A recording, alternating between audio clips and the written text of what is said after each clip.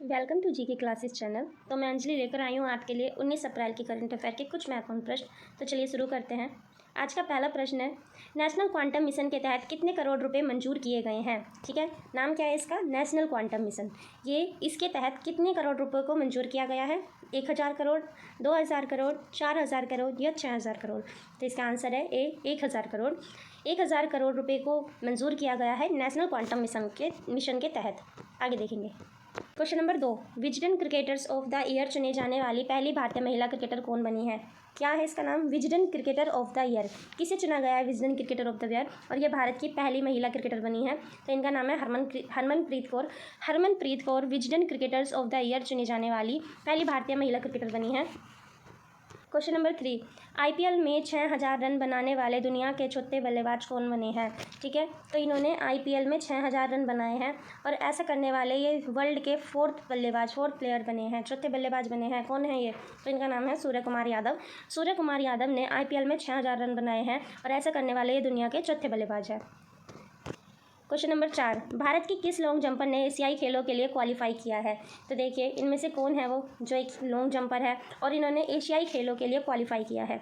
Option A शैली Singh, B Priyanka Bishnoi, सी अजीत सिंह या D इनमें से कोई नहीं। तो देखिए इसका आंसर है ऑप्शन ए शैली सिंह। शैली सिंह एक लॉन्ग जंपर है और इन्होंने एशियाई खेलों के लिए क्वालिफाई किया है। आगे देखेंगे क्वेश्चन नंबर 5, किस केंद्रीय मंत्री ने नई दिल्ली में युवा पोर्टल लॉन्च किया है। कौन सा, युवा पोर्टल। तो किसने नई दिल्ली में, कहाँ पे ये युवा पोर्टल कहाँ लॉन्च हुआ है, नई दिल्ली में। किसने लॉन्च किया है, तो देखिए इसको लॉन्च किया है डॉक्टर जितेंद्र सिंह ने। डॉक्टर जितेंद्र सिंह ने नई दिल्ली में युवा पोर्टल लॉन्च किया है। Question number 6, world liver day. कौन सा, वर्ल्ड लीवर डे हर साल कब मनाया जाता है। तो देखिए ये मनाया जाता है 19 अप्रैल को।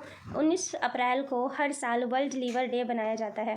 अगला क्वेश्चन देखेंगे, भारत के किस खिलाड़ी को विजडन द्वारा T20 फॉर्मेट का सर्वश्रेष्ठ खिलाड़ी चुना गया है।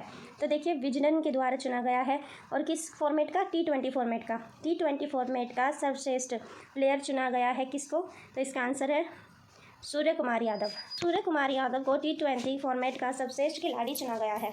आगे देखेंगे। क्वेश्चन नंबर 8, राष्ट्रीय स्वच्छ गंगा मिशन के तहत कितने करोड़ की परियोजनाओं को मंजूरी दी गई है। तो इसका आंसर है ऑप्शन ए 638 करोड़ रुपए की परियोजनाओं को मंजूरी दी गई है। किसके तहत, राष्ट्रीय स्वच्छ गंगा मिशन के तहत। ठीक है, आगे चलेंगे।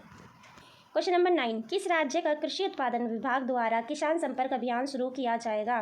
तो देखिए कौन से, किसके द्वारा, कृषि उत्पादन विभाग है, इनमें से कोई एक स्टेट है जिसके इस डिपार्टमेंट ने किसान संपर्क अभियान शुरू किया है। नाम याद रखिए, किसान संपर्क अभियान। तो आपको बताना है किसने शुरू किया है ये, तो देखिए इसका आंसर है ऑप्शन ए जम्मू कश्मीर। जम्मू कश्मीर के कृषि उत्पादन विभाग ने किसान संपर्क अभियान शुरू किया है। जानेंगे इस अभियान के बारे में थोड़ा और।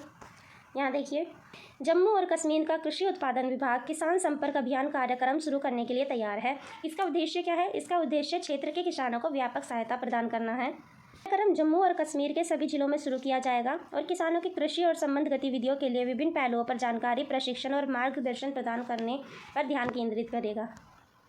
हाल ही में चाइल्ड फ्रेंडली श्रेणी में सिरा पंचायत को कौन सा स्थान मिला है। सबसे पहले देखिए क्या है ये चाइल्ड फ्रेंडली श्रेणी, इसमें सिरा पंचायत को कौन सा स्थान मिला है, तो इसका आंसर है ऑप्शन बी 2। ठीक है, यानी दूसरा स्थान इसको मिला है, सेकंड पोजीशन पे ये आए हैं। किस श्रेणी में, चाइल्ड फ्रेंडली श्रेणी में। किसको, पंचायत, सिरा पंचायत को। देखिए जम्मू कश्मीर के उधमपुर में सिरा पंचायत ने राष्ट्रीय स्तर पर चाइल्ड फ्रेंडली श्रेणी में दूसरा स्थान हासिल किया है। यह पुरस्कार राष्ट्रीय गौरव ग्राम सभा पुरस्कार योजना के तहत प्रदान किया जाता है। देखिए इसका नाम, राष्ट्रीय गौरव ग्राम सभा पुरस्कार योजना। ठीक है, इसके तहत ये दिया जाता है कौन सा, चाइल्ड फ्रेंडली श्रेणी। ये जो पुरस्कार दिया जाता है राष्ट्रीय गौरव ग्राम सभा पुरस्कार योजना के तहत दिया जाता है। आगे देखिए, सिरा पंचायत को क्षेत्र में बच्चों की शिक्षा, स्वास्थ्य, स्वच्छता, अन्य सुविधाएं प्रदान करने और बाल अधिकारों और कल्याण को बढ़ावा देने की पहल के लिए मान्यता दी गई है। हाल ही में कहाँ पहले वैश्विक बौद्ध शिखर सम्मेलन का उद्घाटन किया गया। तो पहले वैश्विक बौद्ध शिखर सम्मेलन का उद्घाटन कहाँ पर किया गया है, तो इसका आंसर है दिल्ली।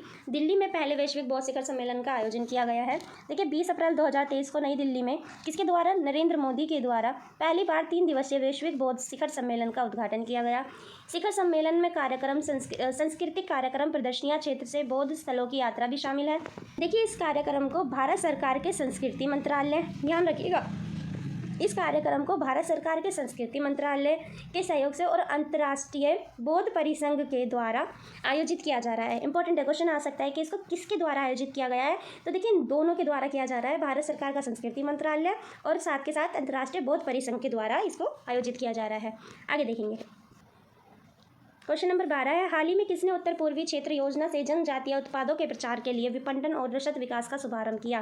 किसके लिए? जनजातीय उत्पादों के प्रचार के लिए। ठीक है, जो जनजातियाँ होती है उनके जो उत्पाद होते हैं, यानी वो जिन चीज़ों का उत्पादन करते हैं उनका प्रचार करने के लिए, क्योंकि ऐसा होता है कि देखिए जो जनजातियाँ होती हैं इनके बारे में आम जनता बहुत कमी के साथ जानती है। ठीक है, तो जब जनजातियों के बारे में ही नहीं जानती तो जनजाति कैसे कैसे उत्पादन कर रही है उनके बारे में उनको कैसे पता चलेगा। तो इसलिए जनजाति जिन चीज़ों का उत्पादन करती है उनके उत्पादों के प्रचार के लिए विपणन और रसद विकास का शुभारंभ किया जा रहा है। किसका? विपणन और रसद विकास का। ठीक है, इसके बारे देखिए, इसके ऑप्शन देखिए। इसका ऑप्शन है ए अर्जुन मुंडा, बी नितेश राणे, सी सुब्रमण्यम भारती और डी इनमें से कोई नहीं। तो इसका आंसर है ऑप्शन ए अर्जुन मुंडा। ठीक है, अर्जुन मुंडा के द्वारा ये किया जा रहा है। देखिए अर्जुन मुंडा जनजातीय कार्य मंत्री है।